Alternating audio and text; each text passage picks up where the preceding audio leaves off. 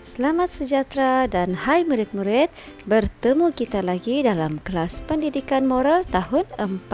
Tajuk kita pada hari ini ialah berani kerana benar. Di akhir pembelajaran nanti, cikgu harap murid-murid dapat menyatakan sikap berani serta dapat menyatakan sebab dan kebaikan bersikap berani. Murid-murid boleh merujuk buku teks muka surat 80 dan 81. Mari kita sama-sama baca dan hayati cerita berani kerana benar. Monyet dan zirafah ternampak pokok buah rambutan yang berbuah lebat kepunyaan jirannya Pak Beruang. Monyet bercadang untuk mencuri buah rambutan, tetapi zirafah membantah cadangan itu. Monyet memarahi zirafah dan tidak mahu berkawan dengannya lagi. Zirafah menegur monyet bahawa perbuatan mencuri ialah satu kesalahan dan akan menjatuhkan maruah keluarga di kejiranan. Monyet enggan menerima teguran zirafah dan terus memanjat pokok. Apabila monyet hampir mencapai buah rambutan, anjing penjaga rumah Pak Beruang menyalak dan menggigit ekor monyet. Monyet terjatuh dan menangis teresak-esak kerana kesakitan.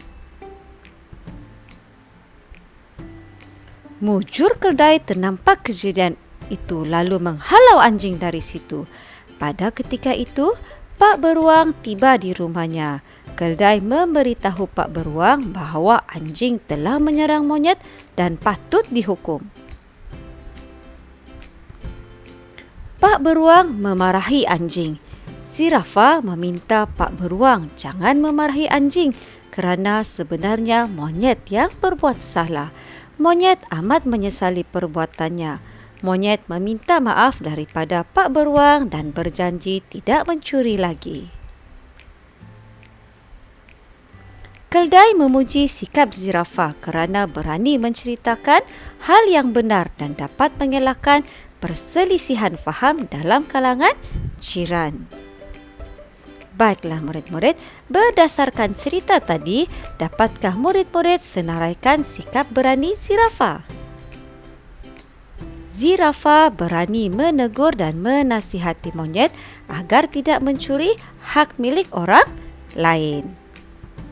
Zirafah juga berani melaporkan kejadian sebenar kepada beruang dan tidak bersubahat. Sekiranya zirafah tidak melaporkan kejadian sebenar, dapatkah murid-murid ramalkan apa yang akan berlaku kepada anjing? Betul, sudah semestinya Pak Beruang akan salah anggap dan berlaku perselisihan faham antara Pak Beruang dan anjing, sedangkan sebenarnya anjing tidak bersalah. Patutkah kamu mencontohi zirafah? Sudah semestinya kita patut mencontohi zirafah. Kita tidak boleh membiarkan jiran melakukan perkara yang salah kerana akan menjatuhkan maruah keluarga. Sebagai seorang jiran yang baik hati, bertanggungjawab dan prihatin, kita sepatutnya dengan berani menegur perbuatan jiran secara berhemah.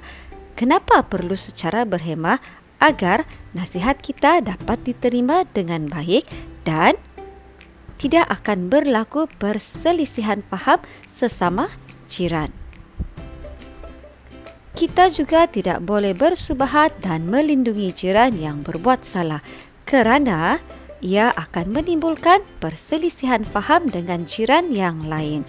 Seperti cerita tadi, jika zirafah tidak memberitahu hal sebenar, sudah pasti anjing yang akan menerima hukuman walaupun sebenarnya anjing tidak bersalah. Baiklah murid-murid, sampai di sini saja pembelajaran kita pada hari ini. Jumpa lagi dalam kelas yang akan datang. Bye!